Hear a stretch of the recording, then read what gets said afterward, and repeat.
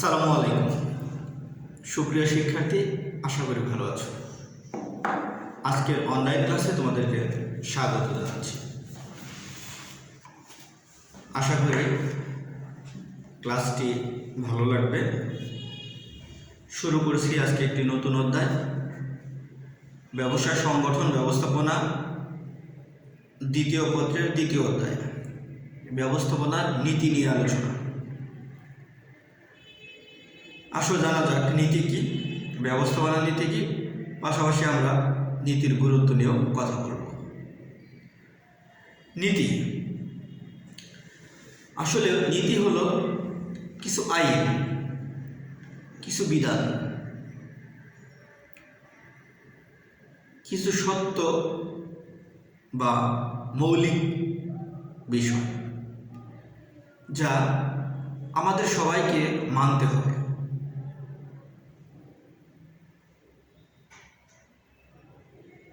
যেগুলো মানলে আমরা আমাদের কার্যক্ষেত্রে সফল হতে পারি।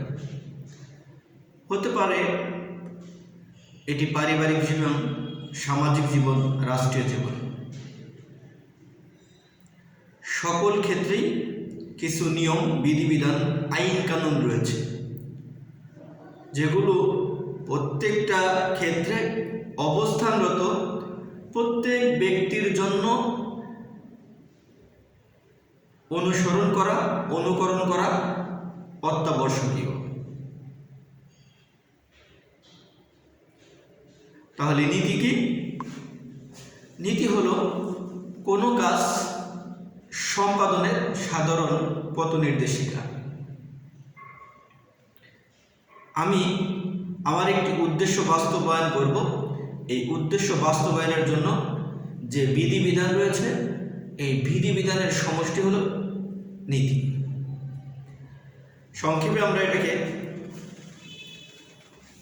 কোনো কাজের পথ নির্দেশক হিসেবে ব্যাখ্যা করি। তাহলে যেহেতু আমরা ব্যবস্থাপনার নীতি নিয়ে আলোচনা করতেছিলাম, তাহলে সংজ্ঞাটা আমরা এভাবে বলি: ব্যবস্থাপনার উদ্দেশ্য বাস্তবায়নের জন্য যে বিধিবিধান, কলা কৌশল অনুসরণ করা হয়, তার সমষ্টিকে বলা হয় ব্যবস্থাপনার নীতি। আমি আবার বলছি, ব্যবস্থাপনার উদ্দেশ্য বাস্তবায়নের জন্য যে বিধিবিধান ও কলা কৌশল অনুসরণ করা হয়, তার সমষ্টিকে বলা হয় ব্যবস্থাপনার নীতি। যেহেতু আমাদের লক্ষ্য অর্জনের জন্য পুনর্পুনিক কাজ করতে হয়, অর্থাৎ বারবার কাজ করতে হয়, বারবার উদ্দেশ্য বাস্তবায়নের জন্য বারবার কাজ করতে হয়। এজন্য বলা হয় যে এই যে পুনর্পুনিক কাজের ক্ষেত্রে সাধারণ যে নির্দেশিকা, যে নিয়ম রয়েছে, যে বিধিবিধান রয়েছে, যে আইন রয়েছে, তাকে বলা হয় নীতি। আশা করি তোমরা নীতির সংজ্ঞাটি বুঝতে পেরেছ। তারপরেও আমি আরো কিছু সংজ্ঞা নিয়ে কথা বলতেছি। এখানে আইরিস অ্যান্ড কুঞ্জ ব্যবস্থাপনা নীতি সম্পর্কে বলেছেন, ব্যবস্থাপনা নীতি হলো কতগুলো মৌলিক সত্য বা কোনো নির্দিষ্ট সময়ের জন্য অনুমিত সত্য, যা দুই বা ততোধিক চলকের মধ্যে সম্পর্ক ব্যাখ্যা করে। আমি আরেকটি সংজ্ঞা বলতেছি, টেরি অ্যান্ড ফ্রাঙ্কলিন।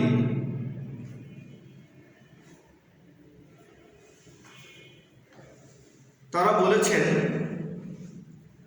নীতি হলো মৌলিক সত্য বা বিবরণ, যা চিন্তা বা কাজের পথ নির্দেশনা প্রদান করে।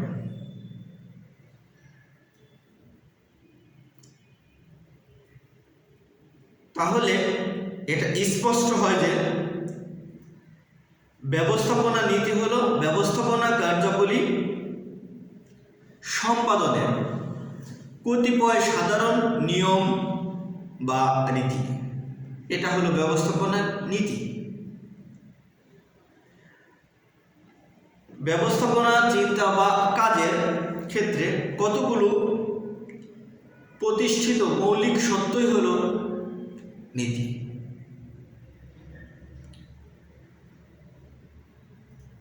নীতিকে কোনো কার্য সম্পাদনের গাইডলাইন্স বলা হয়। সহজ কথায় পথ নির্দেশক।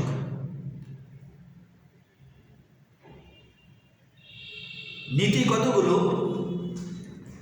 স্বতঃসিদ্ধ সত্যের বিবরণ, যা অনুসরণ করে কোনো কাজ সহজেই বাস্তবায়ন করা যায়। আর ব্যবস্থাপনা নীতি হলো ব্যবস্থাপনা সম্পর্কীয় কতগুলো সত্যের বিবরণ, যা ব্যবস্থাপনার কর্মপন্থার সঠিক গতি সম্পর্কে দিক নির্দেশনা দিয়ে থাকে। আবার বলতেছি, ব্যবস্থাপনা নীতি হলো কতগুলো সত্যের বিবরণ, যা ব্যবস্থাপনা কর্মপন্থার কাজের সঠিক গতি সম্পর্কে নির্দেশনা দিয়ে থাকে।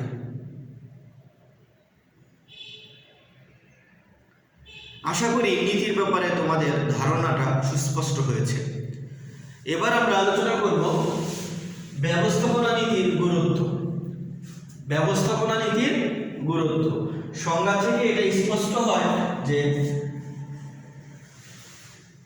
কাজের দিক নির্দেশনা যেহেতু নীতি, সুতরাং উদ্দেশ্য বাস্তবায়নের ক্ষেত্রে অবশ্যই এর গুরুত্ব অপরিসীম। আমরা কয়েকটি বিষয় নিয়ে আলোচনা করব, যদিও এখানে অনেক আলোচনার আছে। আমরা মাত্র কয়েকটি বিষয় নিয়ে কথা বলছি। ব্যবস্থাপনা নীতির গুরুত্ব: 1. লক্ষ্য অর্জনের সহায়তা, হেল্প টু অ্যাচিভিং গোল। প্রত্যেকটি প্রতিষ্ঠান একটি উদ্দেশ্য, একটি লক্ষ্যকে কেন্দ্র করে গড়ে ওঠে। লক্ষ্য উদ্দেশ্য বাস্তবায়নের জন্য চাই সঠিক দিক নির্দেশনা, পথ নির্দেশিকা। আমরা পরিকল্পনায় বলেছিলাম, পরিকল্পনাকে হালযুক্ত নৌকার সাথে তুলনা করা হয়। নৌকায় যখন পেছনে হাল লাগানো থাকে আর নাবিক ওই হালটাকে নিয়ন্ত্রণ করে, নৌকাকে নাবিক তার ইচ্ছে মতো তার গন্তব্যে নিয়ে যেতে পারে। আর যখন নৌকায় হাল না থাকে, তখন নাবিক চাইলেও তার নিজের গন্তব্যে নৌকাকে নিতে পারে না। নৌকা হ্যাঁ কোনো একটা গন্তব্যে ভিড়বে, কিন্তু তার কাঙ্ক্ষিত লক্ষ্যে পৌঁছাবে না। ওইরকম ভাবে কোনো কাজের ব্যাপারে নির্দেশিকা না থাকলে ওই কাজও সঠিক সুন্দরভাবে বাস্তবায়ন করা সম্ভব না। কাজের মধ্যে হজবরল একটা ব্যাপার আছে, যেটাকে আমরা বলি বিশৃঙ্খলা, এটা তৈরি হয়ে যাবে। তাহলে উদ্দেশ্য অর্জনের জন্য যে বিষয়টা প্রথম দরকার সেটা হলো নীতি নির্ধারণ। এজন্য ব্যবস্থাপনা কর্তৃপক্ষ টপ লেভেল অফ ম্যানেজমেন্টে যেটা দেখা যায় যে তাদের যে গুরুত্বপূর্ণ কাজগুলো রয়েছে, এই গুরুত্বপূর্ণ কাজগুলোর মধ্যে 1 নাম্বার কাজ উদ্দেশ্য নির্ধারণ, সেকেন্ড টাইম নীতি নির্ধারণ। উদ্দেশ্য নির্ধারণের সাথে সাথে তারা কি করবে? নীতি নির্ধারণ করবে, এরপর পরিকল্পনা তৈরি করবে, এরপর সিদ্ধান্ত গ্রহণ করবে। তাহলে লক্ষ্য অর্জনের জন্য সবচেয়ে গুরুত্বপূর্ণ যেটা, সেটা হলো নীতি নির্ধারণ করা। নীতি সঠিকভাবে কাজকে বাস্তবায়নে সহায়তা করে। নেক্সট আমরা আলোচনা করতেছি কর্মীদের উৎসাহ বৃদ্ধি। কর্মীদের উৎসাহ বৃদ্ধি। একটি প্রতিষ্ঠানের উদ্দেশ্য লক্ষ্য বাস্তবায়নের জন্য সবচেয়ে গুরুত্বপূর্ণ যে উপাদান সেটি হলো ম্যান, অর্থাৎ কর্মী। একটি প্রতিষ্ঠানে কর্মরত কর্মী, এই কর্মীদের কাজের ব্যাপারে উৎসাহ না থাকলে এদের দ্বারা উদ্দেশ্য লক্ষ্য বাস্তবায়ন করা সম্ভব না। কর্মীদের উৎসাহ উদ্দীপনা ঠিক রাখার জন্য, তাদের দ্বারা উদ্দেশ্য লক্ষ্য বাস্তবায়নের জন্য তাদেরকে সঠিক নির্দেশনা, সঠিক পথ নির্দেশিকা এটা প্রদান করতে হয়। এটা নীতি। সে কোন উপায়ে, কোন প্রসেসিংয়ে, কোন নিয়মের আওতায়, কোন বিধিবিধান মেনে কাজটি সম্পন্ন করবে, এটা তাকে বুঝিয়ে দেওয়া হলে সে কাজের মধ্যে উৎসাহ খুঁজে পায়, কাজের মধ্যে আনন্দ খুঁজে পায়, কাজের মধ্যে তার যে গতি এটা সে খুঁজে পায়, আর তার দ্বারা সঠিক সময়ে সঠিকভাবে তার কার্যটি সম্পাদন করা সম্ভব হয়। আমরা আলোচনা করতেছি শৃঙ্খলা প্রতিষ্ঠা, স্টাবলিং অর্ডার, শৃঙ্খলা প্রতিষ্ঠা। শৃঙ্খলা ব্যতীত উদ্দেশ্যের বাস্তবায়ন বাধাগ্রস্ত হবে।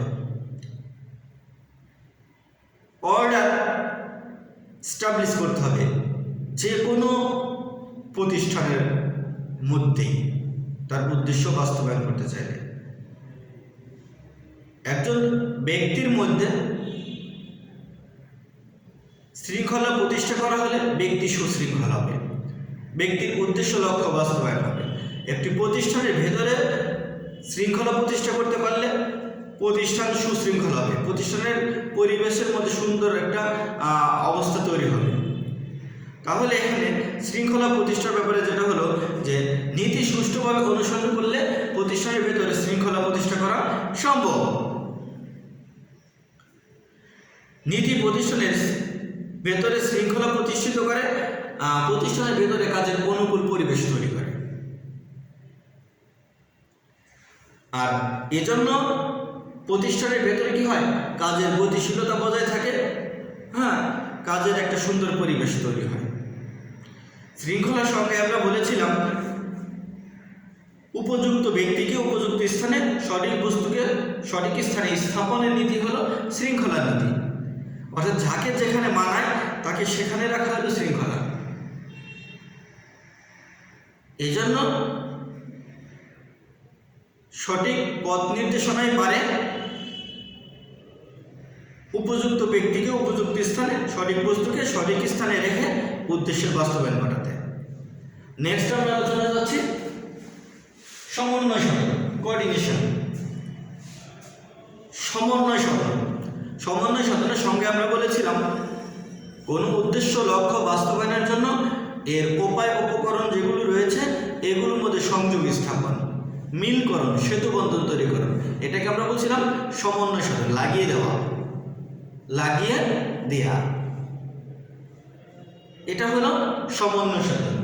আর এটা করতে পারলেই প্রতিষ্ঠানের উদ্দেশ্য লক্ষ্য বাস্তবায়ন সহজ হয়।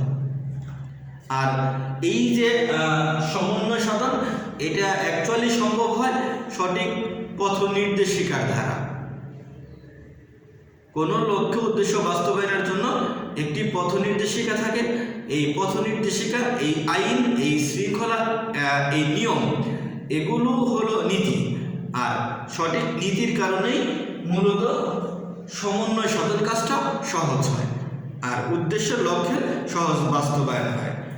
এবার আমরা চলে যাচ্ছি সুষ্ঠু কার্য পরিবেশ সৃষ্টি, যেটাকে বলছে ক্রিয়েটিং প্রপার ওয়ার্কিং এনভায়রনমেন্ট। সুন্দর একটি কর্মবেশ তৈরিতেও নীতি আবশ্যক। আইন শৃঙ্খলা ব্যতীত,